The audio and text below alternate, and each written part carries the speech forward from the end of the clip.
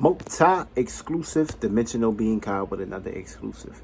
Today's video is going to be about Sun in Aries, Moon in Sagittarius. Because you already know, the moon going to slide its ass, its sneaky ass, in Sagittarius tomorrow. So of course, you're going to be waking up on good terms, or you could be waking up on bad terms. Try not to give into the April Fool's jokes.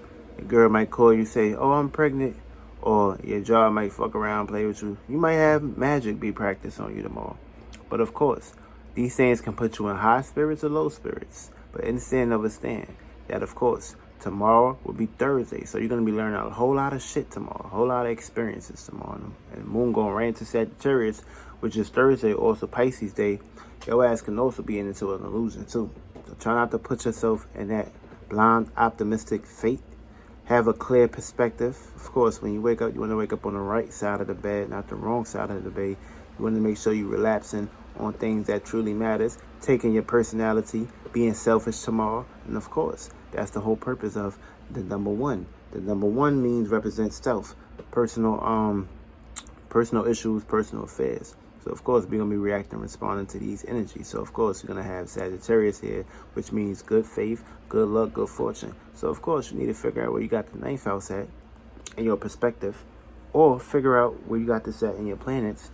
And you need to actually have an equilibrium when we're talking about this waning moon. So of course, you know, the full moon is replenishing.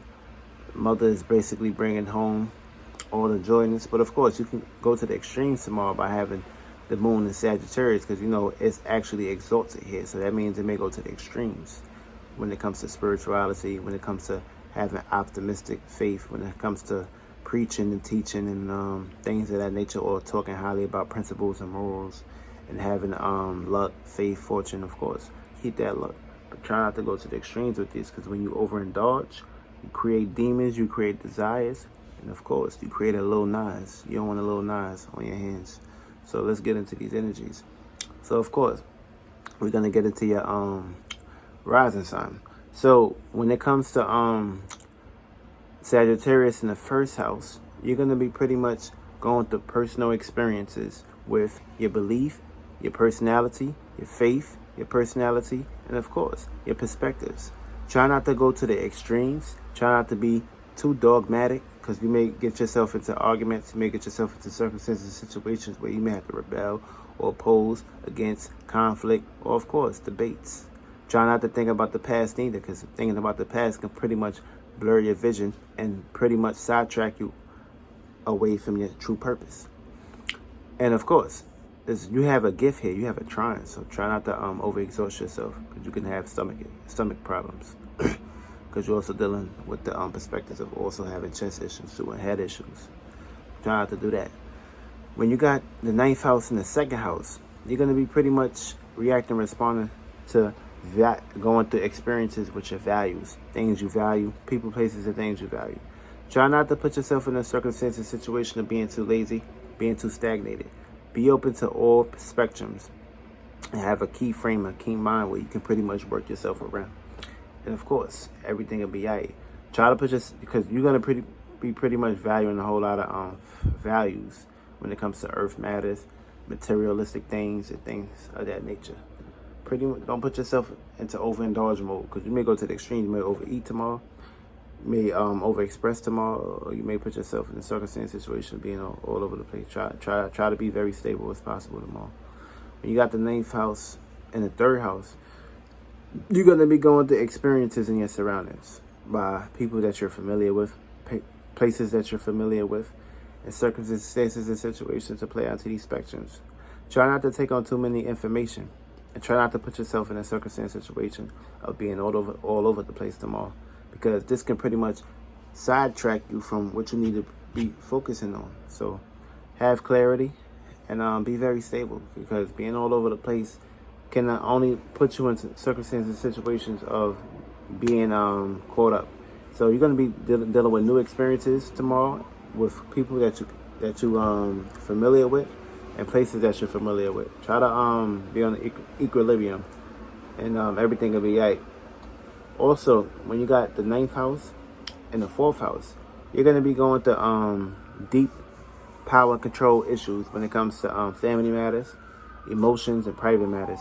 You may be going through a whole lot tomorrow. If you got this in your fourth house, you may go through family issues, or certain scenarios can play out to where you may be holding deeply onto something or too emotionally attached to something. Try not to get too emotionally attached to things where it can pretty much bring havoc on your emotions and harm you. Try not to do that, or you can play it to matters where the love may not be there at home. Whether you receiving it or you giving it, it may not be there. So yeah, try not to get too caught up into that. Create a spaceship where you can pretty much just love your heart, appreciate the small things, and of course keep moving on. It's days where it's going to be blackouts, and it's days where it's going to be shooting stars. Make sure you shoot towards the stars and not get caught up to the black light, because of course the sun is always going to shine bright and be yellow, happy, and of course be orange, optimistic, and of course be pure brightness. But of course, don't let that be a circumstance situation as to where you just down here as a mini-me getting played. For me, you gotta learn how to ride the currents, ride the waves, and everything will be alright, everything will be sways. Also, when you got the 9th house and the 6th house, you're gonna be pretty much going through experiences dealing with your personal routine, daily work. Oh, I fucked around, skipped 5th house. When you're dealing with the 9th house and the 5th house, you're gonna be expressing your convictions on people, your beliefs on people. Try not to do that, because you could be played as an egotistical person. Try to have inner respect. Try to utilize feelings, emotions. Try to have capacity for people. Everybody may not agree to your terms and conditions on how you express yourself or be seen for your center stage. Try to pretty much don't put your solar plexus into an egotistical battle. Even though this is all fire in this chart right here, try to find an equilibrium where you can balance yourself and everything will be alright. This way you won't be all over the place. People, places, and things won't be judging you, but you're going to be learning a lot when it comes to expressing yourself and what you're going to basically be replenishing back. And yeah, but do your thing though. But try not to get into a circumstance situation of being too egotistical and things of that matter. I mean, you may have to watch your attention and watch other people's attentions. When you got the 9th house and the 6th house, you're going to be going through experiences dealing with your personal work ethic, routines, daily structure, and health. Try to put yourself in a circumstance situation where you can be open to new experiences. Try not to get caught into a rut. For me, you don't want to get caught into a rut, because these things can pretty much wear and tear on you. Try to expand your perspective. Try to expand your routine, your work habit, where you can pretty much be more comfortable. And of course, be open to express yourself by helping people in practical ways. And of course, find out abundance in that perspective. Feel me? And everything will be alright. Don't be the fool. Don't be the April Fool's tomorrow. Feel me? Just learn how to release and let go. Also, when you got the 9th house and the 7th house, see, you're going to be pretty much going through new experiences when it comes to relationships, communications, partnerships. Try to get out of that circumstance situation of always wanting or needing a partner for you to be able to actually get from point A to point B. That's like waiting on Jesus Christ to come down here to save you, and that will never happen. You can only save yourself, which you have your own solar plexus, but you need to utilize your solar plexus, have inner strength, have power, and have motivation to where you can uplift yourself and not rely or need anybody in this world to actually get you from point A to point B. Feel me?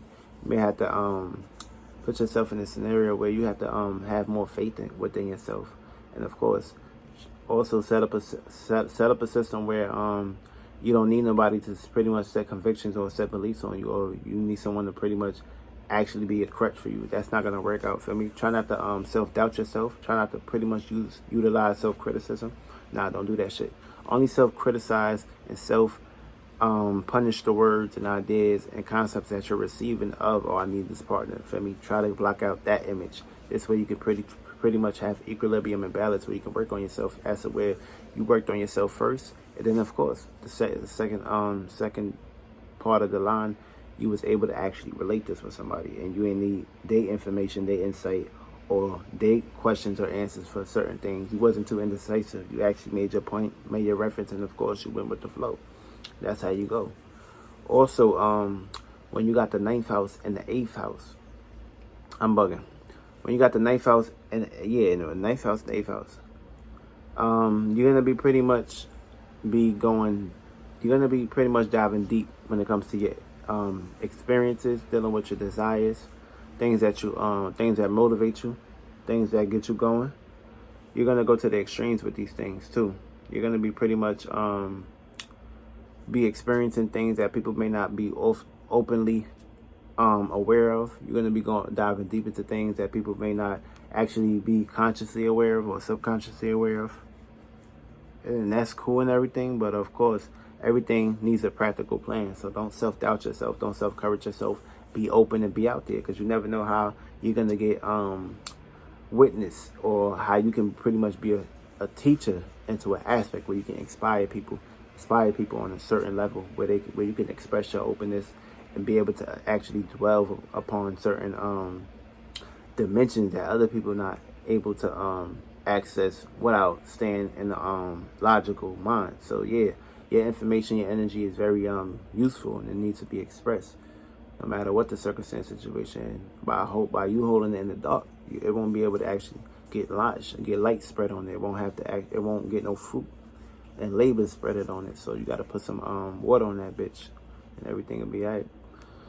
Also, when you got the ninth house and the ninth house, you're gonna be going through experiences dealing with personal persona, personal travel, and of course, you're gonna feel the need to basically stick with your moral principles and your routine, and that's cool and everything. But you gotta understand that everything needs a practical plan. Everything needs to come down to existence. Feel me? It's one thing that you can do things and jump into things, but of course, everything needs details. Everything needs explanation. Feel me? And of course, you gotta utilize all four elements. You can't just pretty much be all fire and expect for things to just play out at a percentage. You gotta find a balance, or equilibrium where people can relate to you, and you can inspire people, and of course, be a teacher where you can help other people. So yeah, try to come down to earth. Feel me? There's many universes, but of course, you gotta fulfill your purpose here too by expressing yourself to people, and everything will be alright. Also, when you got the 9th house and the 10th house, you're going to be going through experiences with your status and your career and what you're known for. You're going to be very stiff too. And of course, you're not going to be open to being out there when it comes to experiencing new things. You may be very bossy. You may be very lost into one perspective at looking at things. But of course, even though that's cool, but you're going to have a gift that you should pretty much utilize. But there's going to be ups and downs.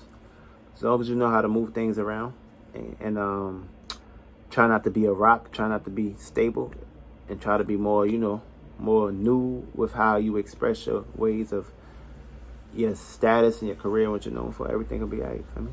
So try not to be too stuck, try not to be too stagnated. Be out there and more expressive. And when you got this in the 11th house, you're going to be pretty much dealing with associations. Try to find a practical plan, a routine where you can stick with, so you can be able to actually express what you have to offer to the world. 12th house, you're going to be pretty much dealing with circumstance situations when it comes to your dreams, new experiences with that. Feel me? Learn how to leave the nest, and everything will be able to actually dwell upon your purpose. You will be able to actually express yourself, put yourself out there, inspire other people, and not be holding on to other people and picking up other feelings and emotions from these people, and then pretty much being mother and father to them. Aries, all fire signs, you're going to have the gift to get rich. You're going to have the gift to express yourself. And you're going to have the gift to be out there and be open. Earth signs, you're going to be learning. You're going to be learning how to make promises. Virgos, sun, moon, ascendants. And also Cancers, you're going to be pretty much dealing with misunderstandings about how you come to loving and expressing people. Sun, moon, ascendants. Geminis, you're going to be dealing with opposite energies, but it's going to be a good one because you're going to be open to receive information and learn things.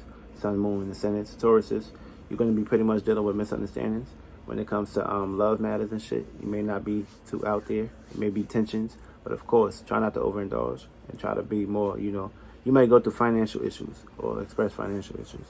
Libras, you're going to have opportunities to bring new friends, new finance, and new dedications. Try not to get pregnant. Scorpios, you're going to have a deep insight by looking at the other side of the spectrum, coin. Sagittarius, you're going to be examples. Capricorns, you're going to be seeing the other side when it comes to initiating the ways on how to think and be practical when it comes to your career and your status. Aquarius, you're going to have a unique persona and personal freedom and new inventions. Pisces, you're going to learn how to take your dreams and bring them down and become a fallen angel.